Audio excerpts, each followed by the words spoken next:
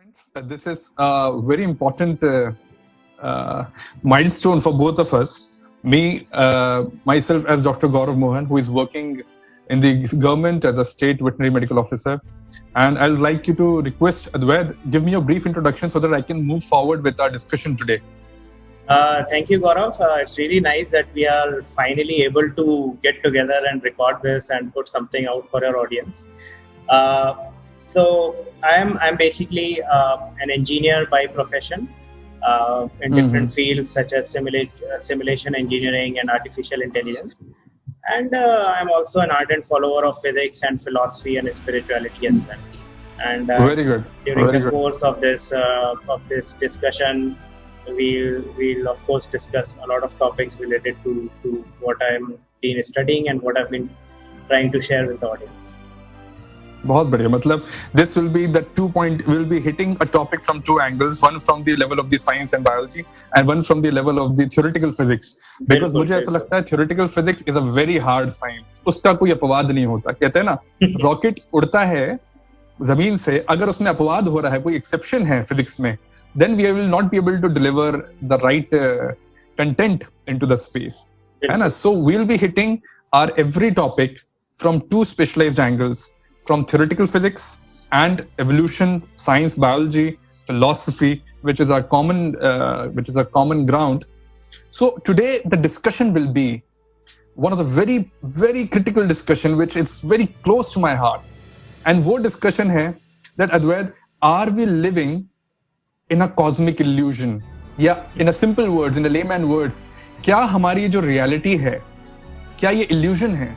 लगातार ने अलग-अलग philosophers, right from Socrates, Plato to right हमारे अब 19th century, 20th century में देखें, from Vivekanand to Ramkrishna Paramhans to Patanjali, going way back, सब ने बार-बार इस concept को introduce किया, particularly in Hindu philosophy, the concept of Maya is there, कि माया है. Now recently Elon Musk has also mentioned that.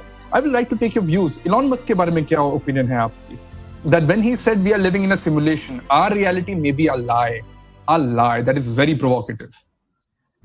यार मतलब गौरव, इसमें कोई भी थिंकिंग ब्रेन होगा या कोई भी इस चीज के बारे में सोचेगा ना, तो ये चीज दिमाग में आना बड़ी ऑब्वियस है कि यार जहाँ पे हम रहते हैं वो है भी कि नहीं है. या मतलब छोटे में मेरे को कभी दिमाग में थॉट आता था, हमारे शरीर में बहुत सारे बैक्टीरिया रहते हैं, तो ऐसे ही कहीं हम भी किसी के दिमाग या शरीर में तो नहीं रह रहे हैं.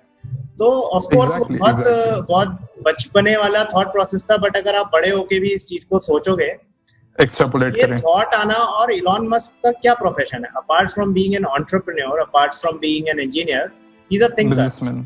उसका काम वही है, सोचना. New philosopher, right? तो ऐसे लोगों के दिमाग में इस तरीके के क्वेश्चन आना बहुत ऑब्वियस है. और वो जो जिस तरीके से वो प्रेजेंट करते हैं फैक्ट्स की, भाई आपके पास रियल है, इसका भी तो प्रूफ नहीं है ना. तो and he said 1 in billion chances है कि हम सिमुलेशन में नहीं है. On record he said 1 in billion chances that we are not living in a simulation. Okay. I'm just trying to add what he said. Yeah. तो बिल्कुल, I mean, ये बनता है कि क्योंकि बहुत सारे ऐसे इंडिकेटर्स हैं जो पॉइंट करते हैं इस तरफ कि हम शायद सिमुलेशन वर्ल्ड में ही रह रहे हैं.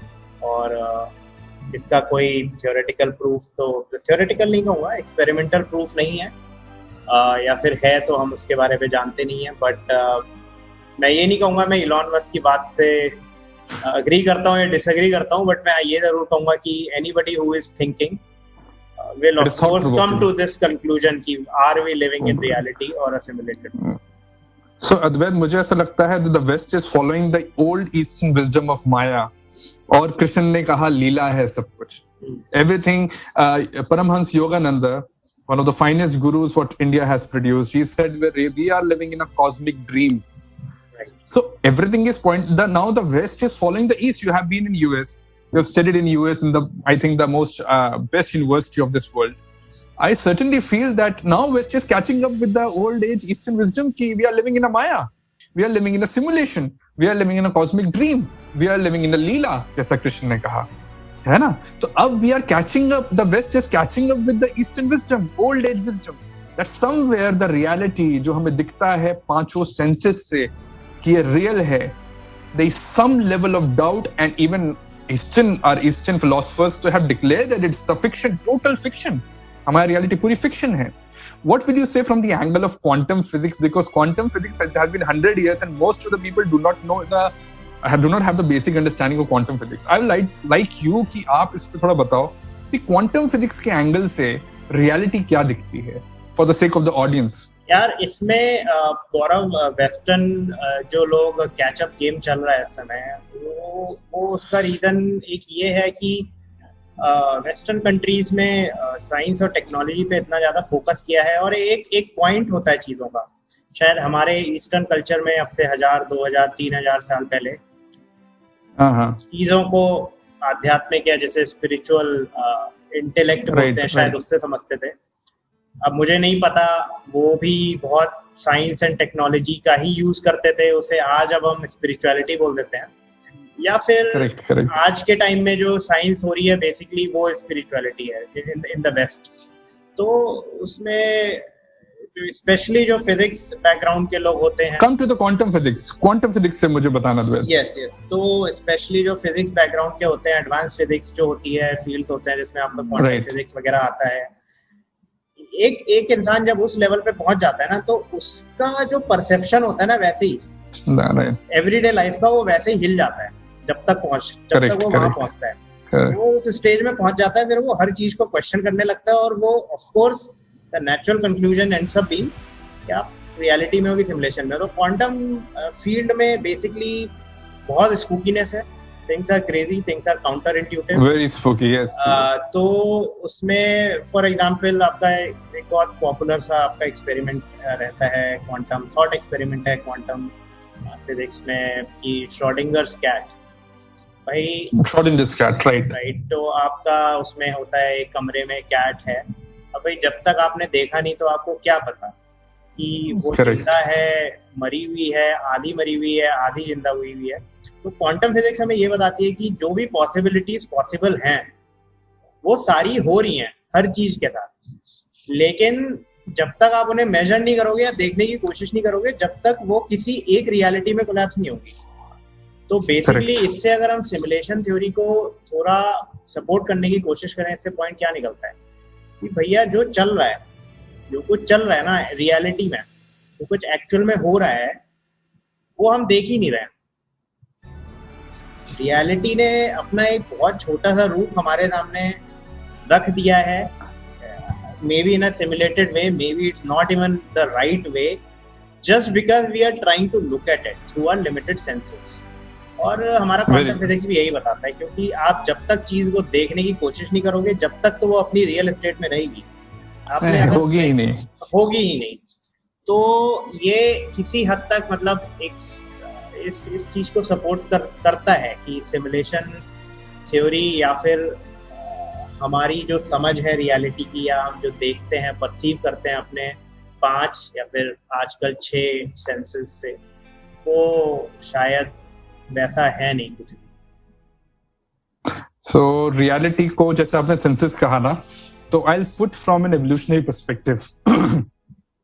I study most of the species being a veterinarian, and I see that everything has been evolved. सब कुछ evolve हुआ है to serve the survival process. जैसे आपने senses कहा कि 5 senses से we try to decode the reality. Now evolution ये कहता है that everything which evolved has catered to the survival aspect of an individual. जैसे cat होती है, cat के claws हैं. Now claws is not the cat. Cat possess the claws. Similarly, you have evolved the mind because you were middle-ranked apes.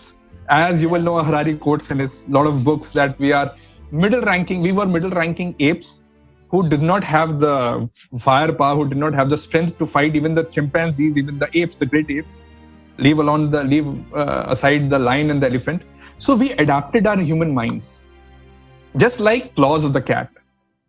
Survival के लिए, but they were only catering to the survival. Means 5 senses आपकी सिर्फ survival को cater करने के बनाते हैं. इसीलिए Patanjali writes in his Yoga Sutras that we see our reality through the keyhole of our mind. He gives the metaphor of a की whole.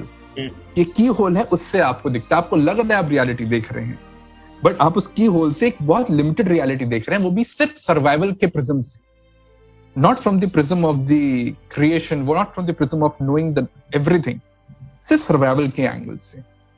तो पांचों सेंसेस मींस ये पांचों सेंसेस से सर्वाइवल के लिए हैं, तो we are not watching the reality, we are not looking at the reality. I'm just trying to corroborate with your point, right. When you say quantum physics pe, I'll also again touch back into it. I'll ask you about Carlo Rovello, one of the most celebrated physicists. He write in his book related to quantum physics as well, कि everything at a quantum level is like the swarms of waves. मतलब सब कुछ waves के form में है, कुछ भी objective नहीं है. Carlo Rovello is a big scientist. Our audience can verify him, and his book from 7 Brief Lessons of Physics है उसकी, बहुत celebrated book है, and reality करके है, I'm forgetting the name, I'm just forgetting the name. 7 Brief Lessons of Physics उसकी बहुत celebrated book है. He writes, आपको जो दिख रहा है सामने वो सिर्फ waves के form में है. There is no objective reality like this hand is not solid in us. So I want you to elaborate on that. कि what does he say कि सब waves के form में है? I think वो शायद ये कहना चाह रहे हैं कि हम एक डिटर्मिनिस्टिक दुनिया में नहीं रहते हैं, हम एक प्रोबेबिलिस्टिक दुनिया में रहते हैं, जहाँ पे किसी भी चीज की होने या ना होने की संभावना है, कुछ भी प्रोबेबिलिटी है। तो अब जैसे काफी सालों तक हमारी अंडरस्टैंडिंग थी एटम के बारे में, न्यूक्लियस के चारों तरफ भाई इलेक्ट्रॉन घूमते हैं, वो जैसे प्लैनेट सन के चारों तरफ घूमते हैं, ऐसे ही। बट हमें समझ में आया भाई ऐसा नहीं है, वो ऐसे कोई छल्लों में नहीं घूम रहे हैं, उनकी एक बस हमें पता है कि प्रोबेबिलिटी है, शायद वो उधर हो पाया जा सकता है, इधर पानी की प्रोबेबिलिटी ज्यादा है, इधर पानी की प्रोबेबिलिटी कम है। तो जो वेव नेचर होता है ना, वेव नेचर बेसिकली आपको एक बहुत ही ज्यादा प्रोबेबिलिस्टिक दुनिया में लाके छोड़ देता है, क्योंकि आप पार्टिकल हो तब तक आप हो या नहीं हो, और एक जगह पे हो, एक टाइम पे हो। और जब आप वेव बन जाते हो ना, तब आप एक टाइम डिपेंडेंट ऑब्जेक्ट भी हो जाते हो और आप स्पेस डिपेंडेंट ऑब्जेक्ट भी, आप फैल गए हो टाइम में भी और स्पेस में भी, आपको पकड़ा नहीं जा सकता आप हो कहाँ एक्चुअली। और इसमें काफी स्पूकी बात ये है, again going back to my original point, जब आप इन्हें मेजर करने की कोशिश करते हो ना, तो कभी कभी ये वेव वाली चीज पे कोलैप्स करते हैं, या कभी कभी पार्टिकल वाली चीज पे, और दोनों एक साथ नहीं करते हैं। बट हमें पता है ये दोनों, तो कोई एक रियलिटी हमारे सामने आती है at a time. That is dual particle theory, not dual wave particle theory. If I'm guessing, है ना? Right. तो very good. That is very interesting. And और हमारे जो पुराने स्क्रिप्चर्स में आप अगर देखेंगे, तो इसीलिए हमारे यहाँ चीजों को डिस्क्राइब करने के लिए हमेशा एनर्जी या फिर वेव एनर्जी का बहुत ज्यादा इस्तेमाल हुआ है, और मास पे किसी चीज को के पार्टिकल के मास पे या फिर वैसी चीजों पे जो बिल्कुल डेफिनेटली बताई जा सकती है, उसके थ्रू चीजें समझाने की कोशिश बहुत कम की गई है। हमेशा energy, wave packets, wave energies के थ्रू कोशिश की गई है चीजों को समझाने की। And now people like Carlo Rovello are accepting it, because as Indians somewhere I feel, with no disrespect to the Western literature or the Eastern literature, as Indians sometimes we feel, I may be wrong, maybe a lot of audience may not agree, until this we are stamped by the Western authorities, we sometimes do not take our own literature very very seriously. I may be wrong in that. नहीं, ये आप सही कह रहे हो, बहुत दुर्भाग्यपूर्ण भी है ये, इस तरीके से बाहर के वेस्टर्न फिलॉसफी या वेस्टर्न साइंटिस्ट का हमें स्टैम्प चाहिए होता है अपनी चीजों को ही प्रूव करने का। बट ठीक है, कैसे भी चले, बट चलना चाहिए। It should come back to the surface. In his book Autobiography of a Yogi, in Patanjali Yoga Sutra, in Adi Shankaracharya Brahma Sutras, if you will read, I have gone through, I will not say I have read word by word, but I have tried to learn what they said. And they said the same thing, that everything is in the form of the waves of energy, ultimately. Once you get evolved, when you get the people who have got the self-realization, they see everything as a beautiful nectar. One self-realized person in his book Autobiography of a Yogi, he says that everything is like beautiful nectar. एक nectar या ether बोल लीजिए, Indian हमारी philosophy में ether word use होता है, सब कुछ वेव्स के फॉर्म में है। It's only our sensory perceptions, जो मैंने कहा एवोल्यूशन की वजह से सिर्फ सर्वाइवल नोट पे है, वो इसको एक कॉन्क्रीट रूप देती हैं, है ना, एक कॉन्क्रीट उग देती है जैसे आपने कहा, क्योंकि अगर हम क्वांटम लेवल पे हमारा पास आज विजन होता तो maybe we could see it. Just like आज टेलीस्कोप है तो हम सैटर्न देख सकते हैं, सैटर्न यूरेनस देख सकते हैं, प्लेटो देख सकते हैं, हबल टेलीस्कोप से हम दूसरी गैलेक्सीज देख सकते हैं। If we have the right technology तो we can even see what ancient yogis have seen, that everything is a waves of energy, and शायद तभी उन्होंने कहा Vasudev कुटुंबकम, the whole world is my family.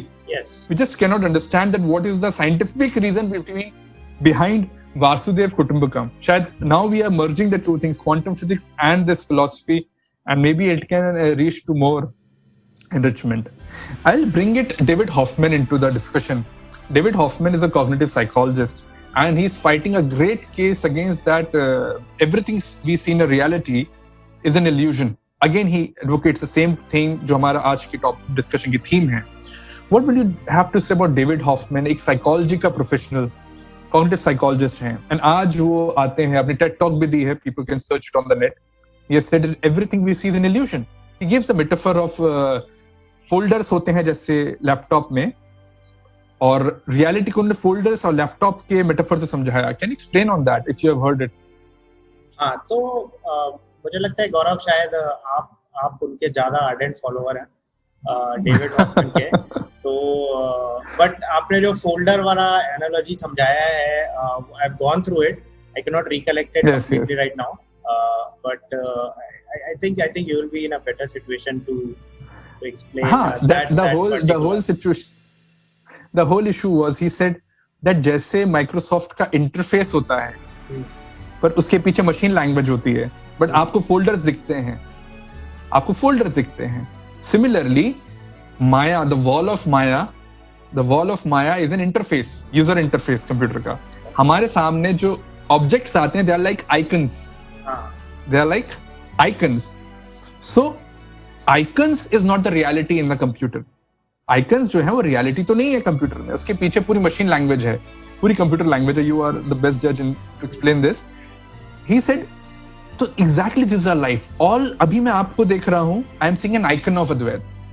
मैं एक आइकन देख रहा हूं, Advait is watching an icon of Gaurav, and behind the user interface of maya, leela, whatever they call as, the reality is hidden, क्योंकि पांचों सेंसेस से हमें सिर्फ इतना ही दिखता है.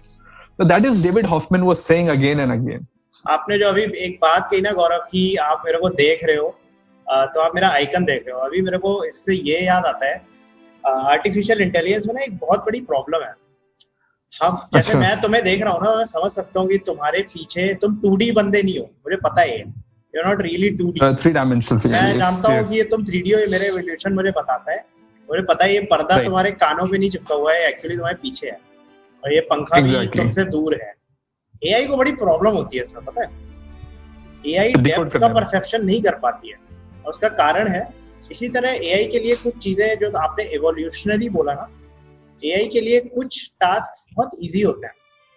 चेस में हराना बहुत इजी है एआई को हमारे लिए, क्योंकि 2000 साल का एवोल्यूशन है उसमें हमारा बस. लेकिन एआई को ना उठने बैठने में बहुत तकलीफ होती है, एक इंसान को उठाने बैठाने में, क्योंकि उसका एवोल्यूशन वहाँ बहुत लंबा है.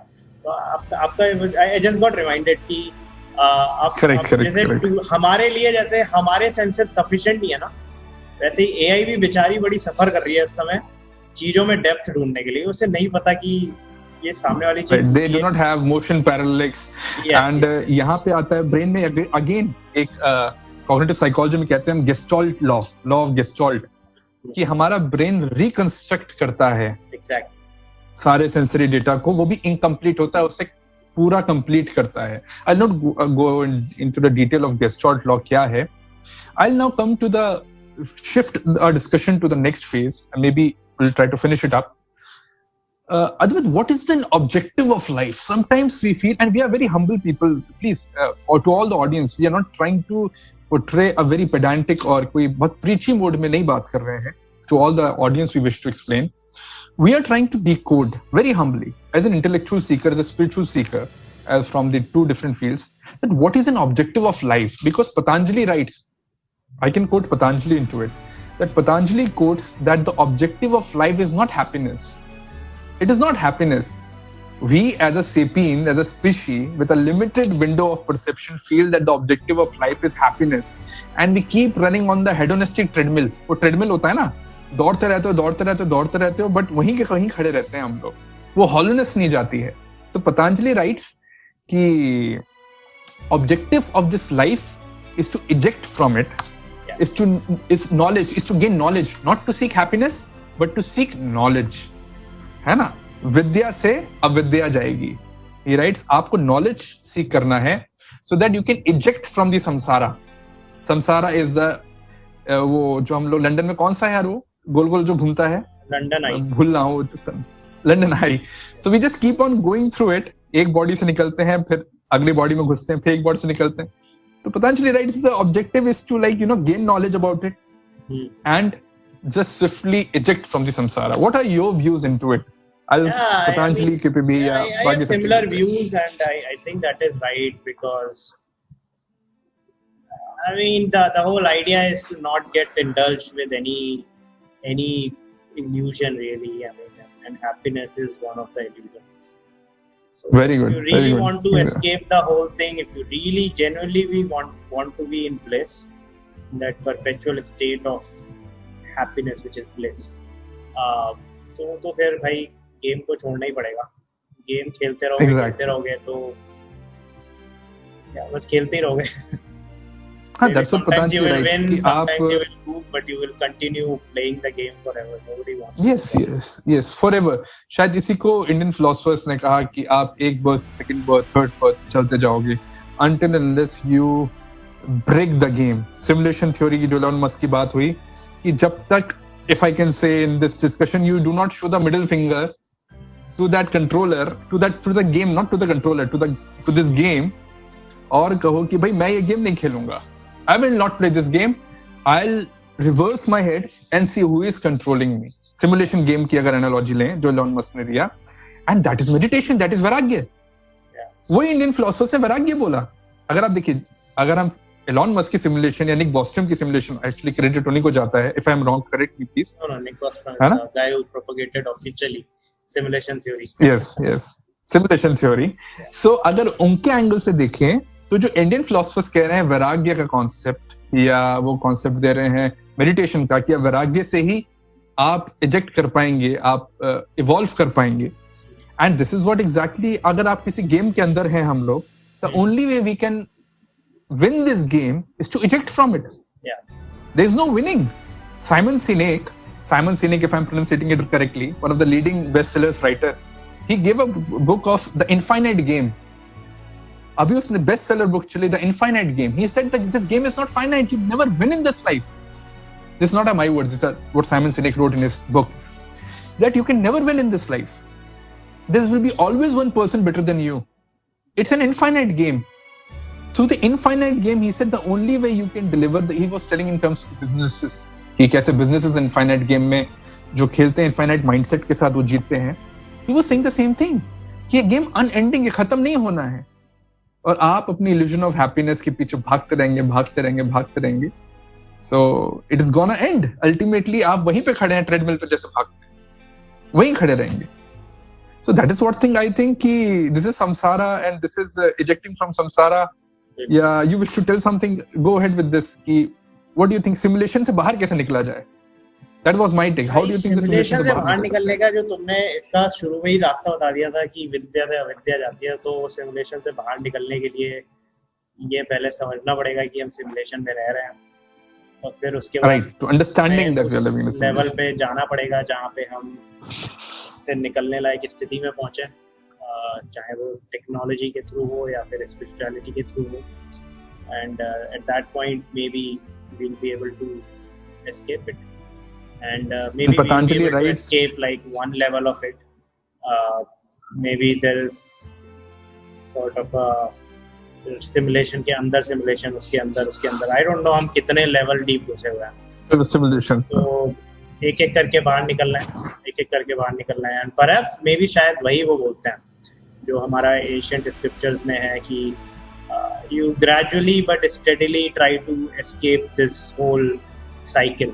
Simulation. So perhaps what they mean is there are multiple levels of illusion, and the next one is stronger than the previous one, but you have to keep at it, and you have to break the cycle one illusion at a time, and then eventually you will get out of it. तो शायद उनका मतलब वो हो सकता था. And Patanjali writes, again I quote from him, he says that nature or the cosmic gamer or the controller has encoded suffering into the life. वो encode कर दी हुई है cosmic game में suffering. आप कितना सोचें मैं suffering से बचूंगा, whether you are very rich, successful or whether you are not rich or successful, suffering तो आनी है. He said in his योग सूत्रा कि suffering तो encoded है सॉफ्टवेयर में आपके, इस लाइफ के सॉफ्टवेयर में जो ये एल्गोरिथम या सोर्स कोड कह लीजिए, एंड वो suffering is very important so that the person should look back and see भाई I will not play this game. एक टाइम आ जाता है that you decide that I will not play this game, भाई बहुत suffering आ गई. तो it's nature's way of pushing you कि भाई what I think is the best ending statement what we can conclude is that the objective of this game is not to win it, it's just to eject it. I hope you agree with that.